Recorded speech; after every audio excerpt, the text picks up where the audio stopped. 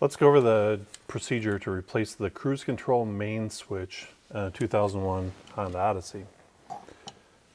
First off, we have to remove the little trim panel here on the dash.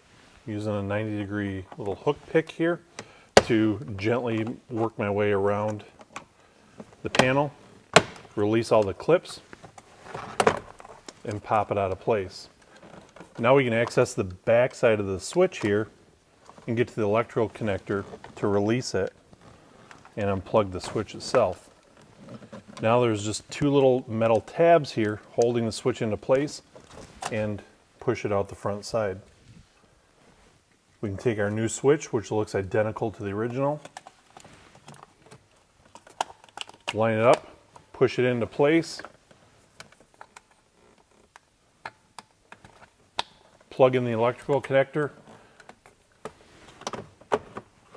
reinstall the panel here, and the job is done.